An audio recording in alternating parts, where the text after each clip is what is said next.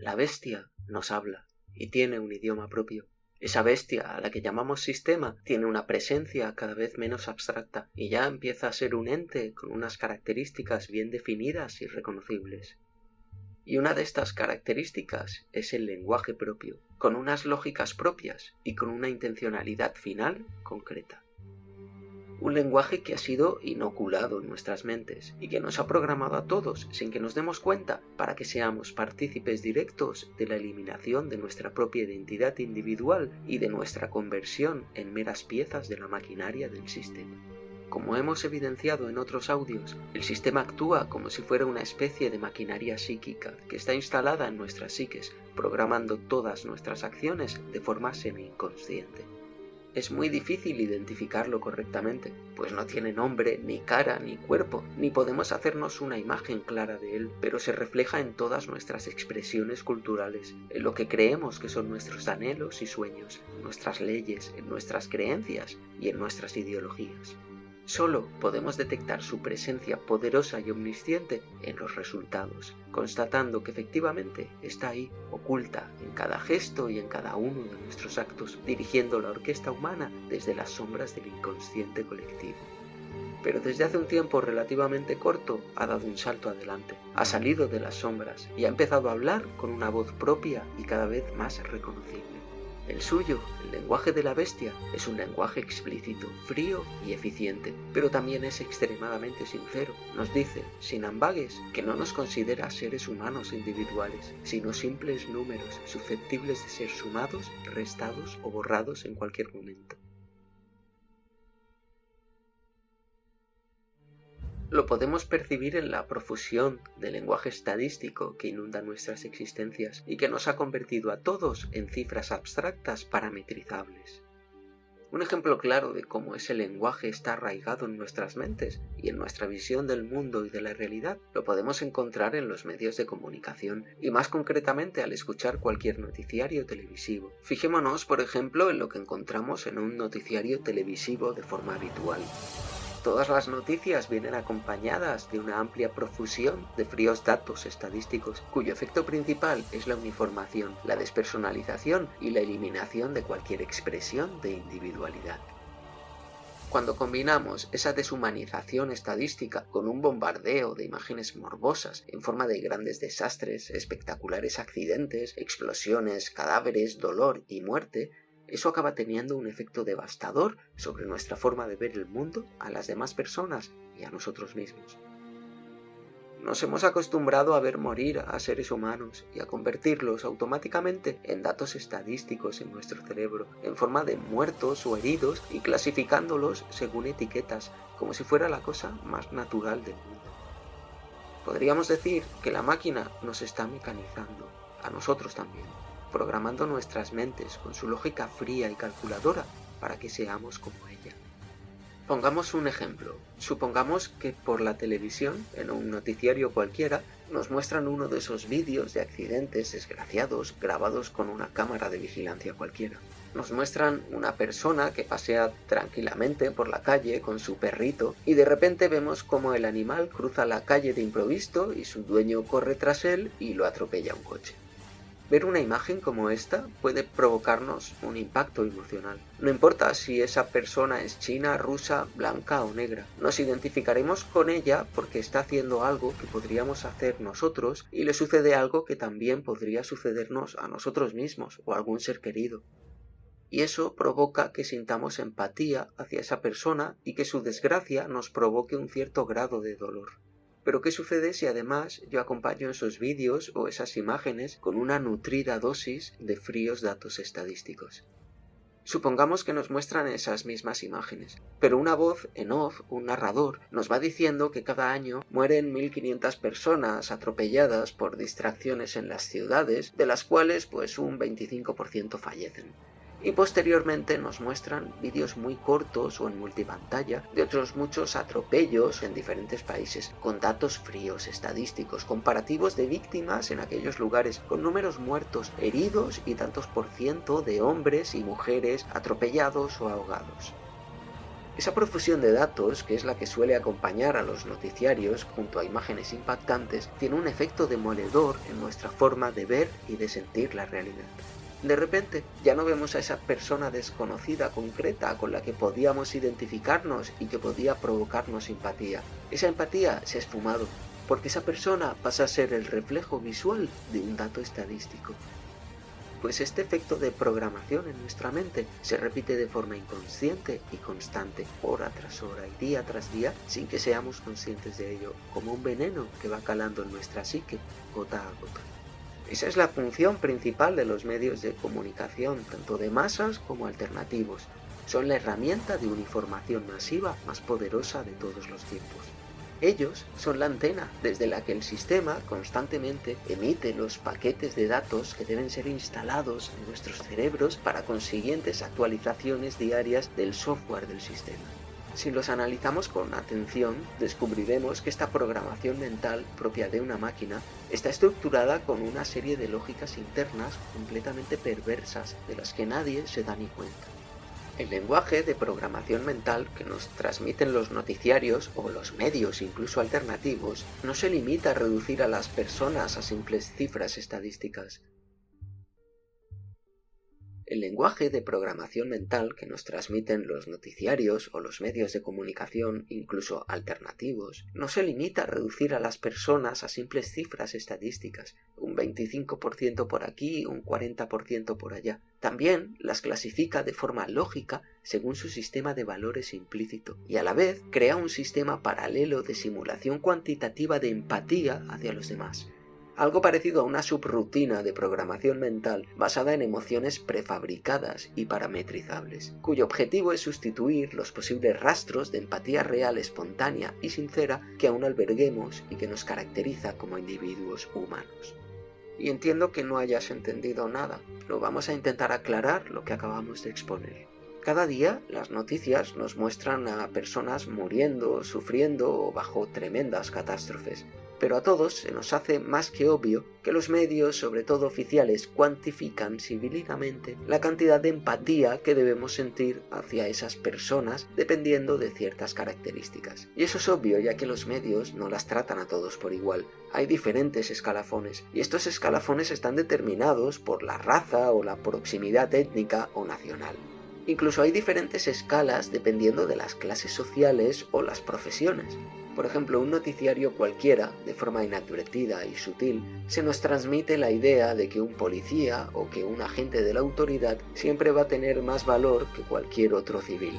Y esto lo podemos ver muy claramente. Cuando las víctimas son policías, siempre se cuentan aparte del resto, como si fueran una clase superior. ¿Cuántas veces hemos escuchado narraciones del tipo: en el tiroteo se produjeron 5 víctimas mortales, 2 de ellas eran policías? Esa es una distinción continuada que los periodistas ya parecen hacer de forma inconsciente, como si unas vidas tuvieran más valor que otras. Pero en muchos casos, este tipo de distinciones no tienen nada de inconsciente, sino que estamos ante una manipulación emocional premeditada de carácter político. Esto se ha usado muy recientemente, pero prefiero irme muchos años atrás. Recordemos cuando en España sufríamos los atentados de ETA y moría a la vez de varios civiles un policía o un guardia civil. En ese caso siempre nos decían cuántos hijos tenía la víctima, con la intención poco disimulada de manipular nuestras emociones y generar una respuesta empática a favor de la víctima y por tanto del sistema, y de un rechazo visceral hacia los terroristas. Como vemos, el lenguaje de programación mental del sistema que nos transmiten los noticiarios contiene implícitamente una escala de valoración de las personas, dependiendo de su clasificación dentro de la sociedad. Si, por ejemplo, en una noticia nos dicen que mueren 4 obreros en un accidente laboral, en el caso excepcional que nos hablen de un muerto en accidente laboral que no lleve uniforme y pistola, ¿alguna vez nos notifican de cuántos hijos huérfanos dejan esos trabajadores? Nunca, o casi nunca. Y la razón implícita de esto es que, siguiendo la lógica interna del lenguaje de la bestia, un obrero tiene un valor muy inferior a un policía y por lo tanto no es necesario condicionar esa respuesta empática artificial ante su desaparición, básicamente porque el sistema tampoco obtendría ningún beneficio al hacerlo, como si sucedería al tratar de generar empatía con alguien que representa a la autoridad y al poder, como pudiera ser un juez o un político. Y esa es la cruda realidad. Pero la perversión implícita a este lenguaje de la bestia va mucho más allá todavía. Y este es un razonamiento que a algunas personas les puede incomodar, pero la realidad es que todas las catástrofes o tragedias que nos cuentan en los medios siguen unas formas implícitas que todos tenemos asumidas de forma inconsciente. Y es que cualquier tragedia es cuantificable tanto en magnitud como en intensidad, y dispone de su propia unidad de medida, como lo tendría la distancia, el volumen, la fuerza o la corriente eléctrica. No seamos hipócritas, la magnitud de una tragedia se mide en muertos, y los heridos son algo parecido a los decimales. ¿Cuántas veces hemos escuchado en las noticias cosas del tipo el accidente provocó 21 muertos y 37 heridos? Eso significa que la magnitud de la tragedia fue de 21 con 37. Un suceso con un muerto y 3 heridos tendría una magnitud de 1 con 3 y uno con tan solo 26 heridos tendría una magnitud de 0,26. Esto que estoy diciendo parece, y de hecho es, un cálculo frío e inhumano de lo que es una tragedia, ¿verdad? Lo es inhumano, pero ese es el lenguaje de la bestia. Ese es el lenguaje del sistema que inadvertidamente los medios de comunicación inoculan en nuestra mente. Y todos, absolutamente todos, lo tenemos plenamente asumido de forma inconsciente. Programa nuestra mente como si fuéramos poco más que autómatas. Pero no solo se cuantifica inconscientemente la magnitud de las tragedias, también se cuantifica la intensidad de la tragedia, es decir, la carga emocional o empatía condicionada que debe provocar al espectador. Y para cuantificar la intensidad de la tragedia, podríamos crear otra unidad de medida, el niño muerto. ¿Cuántas veces hemos escuchado en las noticias algo como el accidente provocó 200 muertos, 75 de los cuales eran niños? ¿Qué se nos transmite en una noticia redactada de esta manera? Pues que la tragedia tuvo una magnitud de 200 y una intensidad de 75. La función final de la cuantificación de la intensidad de la tragedia, midiéndola en niños muertos, es condicionar la empatía que el suceso debe despertar en nosotros mismos. Es un mecanismo que busca programar y cuantificar nuestra respuesta emocional, convirtiéndola en algo fácilmente parametrizable, como si fuéramos máquinas. Y esto puede parecer una exposición muy dura y muy descarnada, pero esa es la auténtica realidad, y la podemos constatar cada día cuando encendemos la televisión, escuchamos la radio o leemos noticias en cualquier página web o incluso en Telegram. Y puesto que todos hemos aceptado funcionar según estos parámetros de programación, dejémonos ya de tanta hipocresía y digamos las cosas por su nombre, de forma explícita y sin tantos rodeos. Hagámoslo de una vez. Añadamos ya estas unidades de cálculo de tragedia a las ya múltiples unidades de medida del sistema internacional. Pongamos al muerto y al niño muerto al lado del metro, del kilogramo, del amperio, del newton. Que no mareen más la perdiz nuestros amigos, los periodistas o los administradores del sistema. Que lo digan con naturalidad. Última hora, se ha producido una tragedia de 200.42 muertos de magnitud y una intensidad de 55 niño muerto.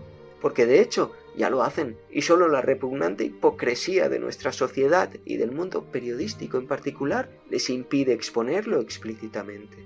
Y ya, puestos a arrancar máscaras y a aceptar sin tapujos que hemos sido programados con el frío e insensible lenguaje de la bestia, acabemos de deducir qué otras fórmulas se ocultan en su interior. Hemos hablado de las unidades de magnitud e intensidad que sirven para cuantificar las tragedias y la respuesta emocional condicionada que debe provocar en el espectador. Pero dichos cálculos se ven alterados por un conjunto de parámetros adicionales que no podemos ignorar. Y es que, como ya indicábamos antes, no todos los muertos cuentan igual. Para calcular el valor de un muerto también se aplica algo parecido a una fórmula matemática implícita que incluye una serie de factores correctores. La cantidad de valor que tiene un muerto depende de su profesión. Un político cuenta más que un policía, y un policía cuenta más que un barrendero o que un camionero, por ejemplo. Su posición social también es clave. Un empresario rico vale más que un obrero. Y también podemos parametrizar su nivel de celebridad. Un jugador de fútbol famoso vale más que un profesor de escuela. Y a todo esto debemos añadir los importantes factores correctores referentes a la raza, la cultura o la procedencia.